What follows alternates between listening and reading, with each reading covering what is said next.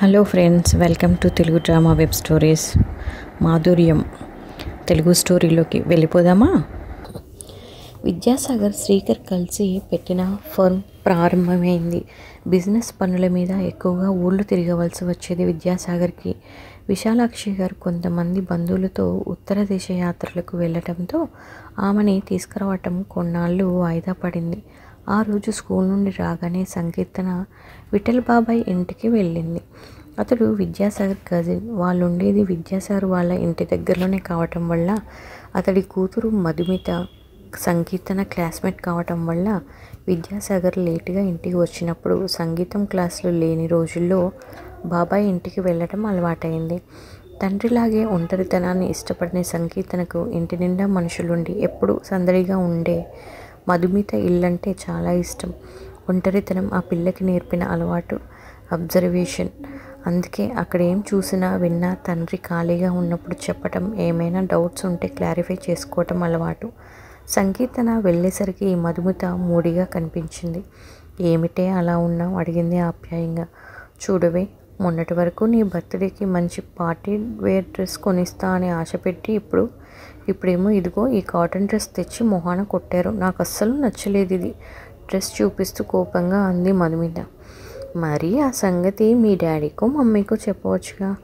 వాళ్ళు వినే మూడ్లో ఉండేది ఎప్పుడని డాడీ మమ్మీ మీద అరవడం, మమ్మీ డాడీతో దెబ్బలాడటం. మేమేదన్నా చెప్పబోయినా వినిపించుకోరు. అక్కడికి మమ్మీతో చెబితే మా అమ్మ నాన్నలు ఎప్పుడు మాకు ఈ బర్త్డే ఫంక్షన్స్ కానీ కొత్త బట్టలు కొనడం కానీ చేయలేదు. మేము ఈ మాత్రమైనా చేస్తుంటే మీకు అసలు విలువ తెలియటం లేదు. మీ నాన్నతో 10 సార్లు మొత్తుకోగా అదైనా తెచ్చారు. నచ్చలేదంటే అది కాస్త చెత్త కుండీలో పడేసి వస్తారు. అంత కోపం. ఆయన తెచ్చినది ఏమైనా నచ్చలేదంటే. అయినా ఈ డ్రెస్తోనే జీవితం అయిపోతుందా? వచ్చే పండక్కి నేను తీసుకెళ్ళి కొంటాలే అంది. ఇంకా ఏం చేయను? కన్నీళ్ళు బుగ్గలపైకి జారుతుండగా అంది మధుమిత. పోనీలే పిన్ని, వచ్చే పండక్కి కొంటానంది కదా, ఏడవకు ఓదార్చింది సంకీర్తన. చిత్రంగా చూసింది మధుమిత. నువ్వు నమ్ముతున్నావా ఆ మాటలు?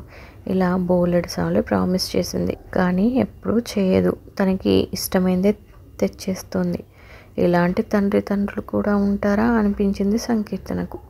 తను అక్కడ ముందే అన్నీ అమర్చే తన పేరెంట్స్ గుర్తొచ్చారు. తల్లిపోయిన ఆ లోటు తెలియకుండా పెంచుతున్న తండ్రి మీద ఎంతో గౌరవం కలిగింది మొదటిసారిగా. తన పుట్టినరోజును ఇప్పటికీ ఎంతో గ్రాండ్గా సెలబ్రేట్ చేస్తాడు. తన బర్త్డే ఇంకో నెల రోజులు ఉందనగానే అమ్మ షాపింగ్ మొదలుపెట్టేది. తన ఫ్రెండ్స్ అందరికీ రిటర్న్ గిఫ్ట్లు ఇప్పించేది తనతో. ఒక్కో సంవత్సరం ఒక్కో రకమైన గిఫ్ట్ ఐటమ్స్. అవి కూడా వాళ్ళకి ఉపయోగపడాలన్నట్టుగా ఎంతో ఆలోచించి ప్లాన్ చేసి తెచ్చేది. బర్త్డే ముందు రోజు కారపూస, బూందీ చేసేది. పుట్టినరోజు పాయసం చేయటమే కాకుండా తను నిండు నూరేళ్ళు ఉండాలని నిండుగా పూనంగా ఉండే పూనబూరెల్లో, గులాబ్ జామున్లో చేసి దేవుడి ముందు నైవేద్యం పెట్టించేది. అమ్మ చేసే ఐటమ్స్ పార్టీకి వచ్చిన ఇండియన్ పిల్లలు కూడా లొట్టలు వేసుకుంటూ తినేవారు. నిజంగా పండగ వాతావరణం కనిపించేది. మరి మధుమిత వాళ్ళ ఇంట్లో ఎందుకెలా జరుగుతోంది? నాన్నను అడగాలి అనుకుంది సంకీర్తన. మధుమితను ఎలా ఓదార్చాలో తెలియక, పోనీ మా నాన్నని అడిగి నీకు మంచి డ్రెస్ తెప్పిస్తాను, వేసుకుందువు కానీ సరేనా అంది. అంత ఏడుపులోనే విచిత్రంగా చూసింది మధుమిత. నా బర్త్డేకి పెద్దనాన్నని ఎందుకు కొనాలి? ఎదురు చూడని ఆ ప్రశ్నకి సంకీర్తన అదిరిపోయింది. నాన్న చెబుతూ ఉంటే సెల్ఫ్ రెస్పెక్ట్ అంటే ఇదేనేమో. అడ్మైరింగ్గా మధుమితను చూస్తూ ఉండిపోయింది.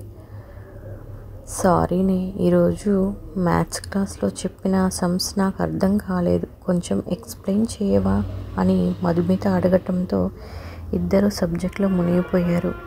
ఆ రాత్రి భోజనాలయ్యాక, నాన్న నేనంటే మీకెంతో ప్రేమ కదా, మరి విఠల్ బాబాయ్కి మధు అంటే అంత ప్రేమ ఎందుకు లేదు అడిగింది సంకీర్తన.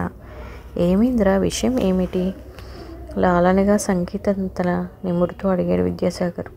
మధుమిత డ్రెస్ విషయంలో జరిగినదంతా చెప్పుకొచ్చింది సంకీర్తన. అది కాదురా బేబీ, నీ దగ్గర ఓ 50 రూపీస్ ఉన్నాయనుకో, దాంతో ఎంచక్కా మంచి వెరైటీ పెద్ద చాక్లెట్ కొనుక్కుంటావు. అందులోనే మరో నలుగురికి కొనాలనుకో ఏం చేస్తావు? 10 రూపీస్ 10 రూపీస్వి 5 కొంటాను అంతేనా? అవును. మరి ఆ 10 రూపీస్ చాక్లెట్ 50 రూపీస్ చాక్లెట్ అంత బాగుండదు కదా? అవును, దాని టేస్ట్ వేరేలా ఉంటుంది. ఇప్పుడు ఇక్కడ జరుగుతున్నది అదే. బాబాయి 1000 రూపాయలు పెట్టి మధుకి ఒక్కదానికే డ్రెస్ కొంటే ఇంకా హసితకి విశాల్కి డ్రెస్సులు కొనడానికి డబ్బులు మిగలదు కదా? అందుకే 300 చొప్పున ముగ్గురికి సరిపెట్టాడన్నమాట. వాళ్ళకి కొనకుంటే వాళ్ళు చిన్నబుచ్చుకోరు. అవును డాడీ, అందరూ హ్యాపీగా ఉండాలి ఒప్పుకుంది సంకీర్తన. అందుకే 1000 రూపాయల డ్రెస్సు ఉన్నంత డీసెంట్గా స్టైలిష్గా మామూలువి ఉండవు.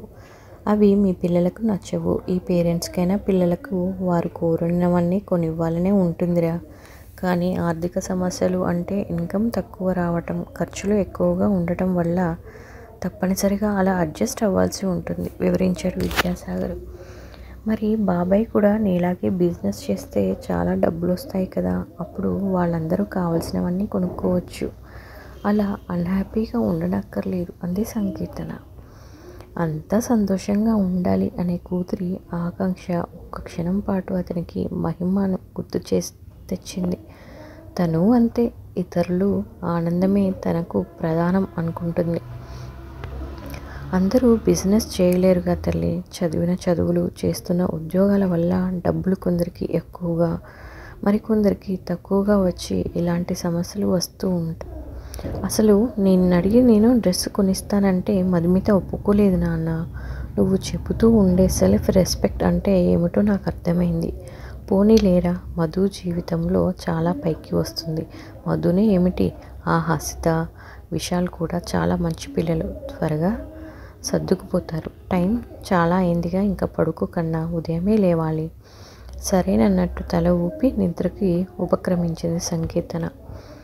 విజయవాడలో ప్రోగ్రాం అయిన 10 రోజులకే హైదరాబాద్ రవీంద్రబాద్లో మరో ప్రోగ్రాం చేయవలసి వచ్చింది మహిమ.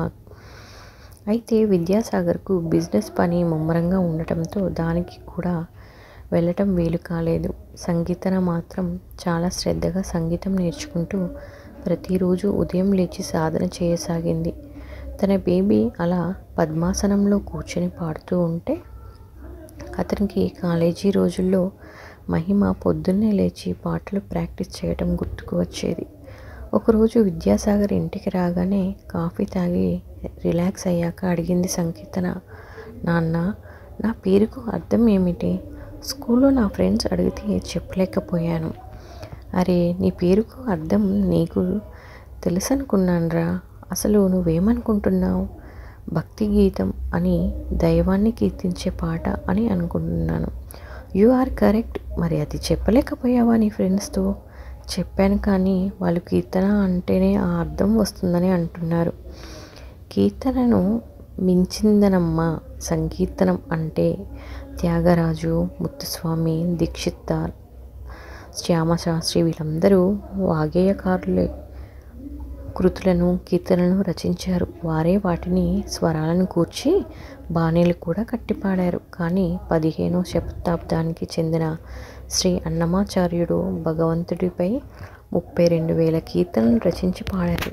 కానీ ఆయన ఏ రాగాలో బాణీలు కట్టారు అండి. ఈరోజు స్టోరీ మళ్ళీ నెక్స్ట్ ఎపిసోడ్లో కలుద్దాం.